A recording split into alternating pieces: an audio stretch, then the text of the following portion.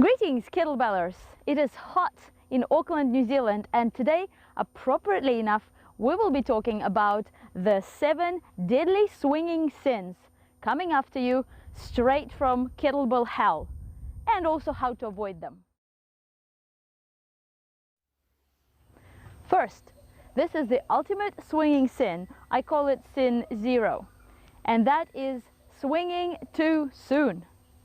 Remember that kettlebell swing is in fact just a fast and advanced version of kettlebell deadlift.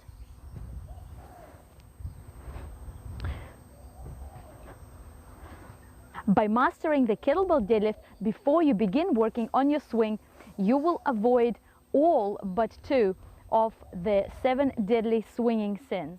Here is a great kettlebell deadlift progression. Begin by learning kettlebell deadlift technique with a coach. Practice by completing 5 to 10 reps every minute on the minute for 10 minutes. Keep practicing until you can perform 100 reps in 10 minutes with 24 kg for ladies and 32 kg for men. By then, your deadlift technique becomes automatic and learning the swing is much easier. If you don't have heavy kettlebells at home, feel free to combine 2 different kettlebells for double kettlebell deadlift. The only difference is a wider stance. Once you can comfortably complete 100 deadlifts in 10 minutes, then you begin practicing kettlebell swing. Your coach should take you at least through these 3 progressions: the back hike, the dead stop swing, and the continuous swing. Only after doing this will you realize how much easier it is to do the swing correctly when you've started with deadlifts. Deadly swinging sin number 1 is bending the back. The one most important safety rule in swinging and deadlifting is straight back. Bending the back is tremendously damaging to the spine, both hunching the back at the bottom or arching the back at the top, or both in some people's cases.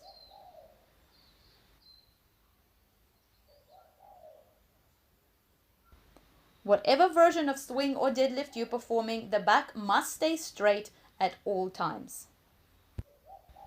This habit should be drilled into you during deadlift practice. By the time you're swinging, it should be automatic. Deadly swinging sin number 2 is loose shoulders. This mistake is easy to get away with during the deadlift, but very tough to get away with during swings because the kettlebell flies away from you. Watch the comparison of a loose shoulder pulled out of its socket with a packed shoulder stuck in its socket. What we want is a packed shoulder. Your arms will feel shorter, but your shoulder will be safer. Retract your shoulder by leaning the kettlebell towards you before you begin the swing, and then keep the shoulder packed from then onwards. A great drill for packing the shoulder is called swing release, where you let go of the kettlebell at the top of the swing. If the kettlebell flies forward and you have to reach out to catch it, this means your shoulders are unpacked and you are not in control of the kettlebell.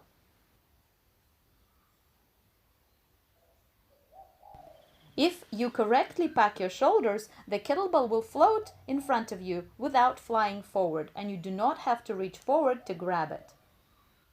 This is also called taming the arc. It is an essential skill in order to progress to snatching the kettlebell. Deadly swinging sin number 3 is pulling with the shoulders. This is a common mistake where instead of using the hips to push the kettlebell forward, people use the shoulders and lower back to pull the kettlebell up. To spot this mistake, look out for shrugging of the shoulders, sagging of the kettlebell, and arching of the lower back. Swinging correctly means pushing the kettlebell forward with the hips, keeping the shoulders down and packed, and keeping the lower back neutral. Swinging sin number 4 is squatting the swing. This is a very common error, easily observed in gyms and boot camps all around the world. In our seated culture, our bodies become unused to hinging from the hips, and therefore they naturally resort to squatting when it's time to swing.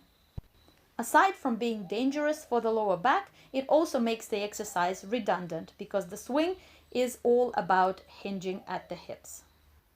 Notice that my knees are bending very little, they are not sticking out in front of my toes, and the hips are hinging so far as to almost bring my torso to horizontal. The fifth sin is butt commitment phobia, which happens when you don't engage the butt, or if you do engage it, you engage it very briefly and then switch it off again. So in this example, I'm showing a disengaged butt. There is no opening of the hips. And in this one, the butt is engaged very briefly and then it pushes back again.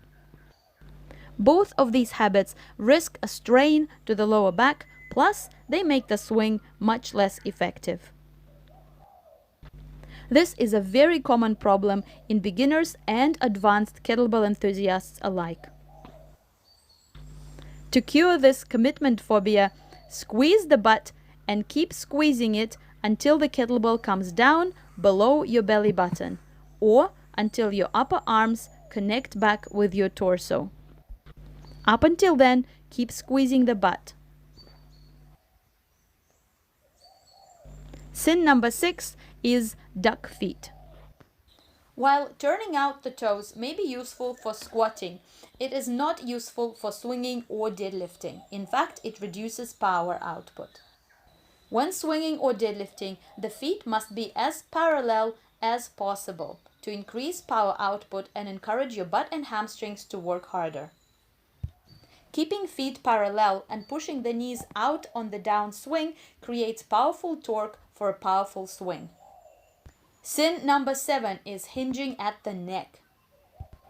Another very common mistake is moving the head up and down when swinging.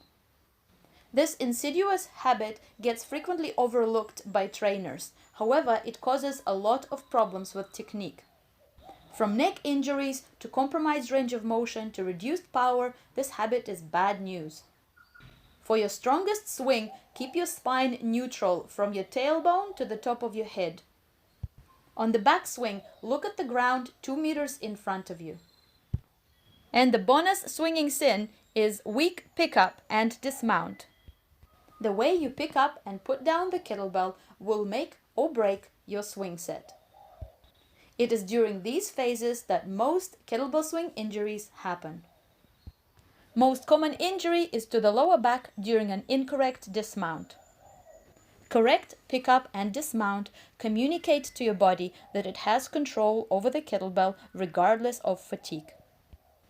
They look exactly the same. The back is straight, the spine is neutral, the shoulders are packed, the weight is on the heels, and the hamstrings are ready for action. So there you have it. These are your deadly swinging sins and how to avoid them. Let me know in the comments below which ones give you the most trouble. If you like this video and want to see more, please like and subscribe, and I will see you next time.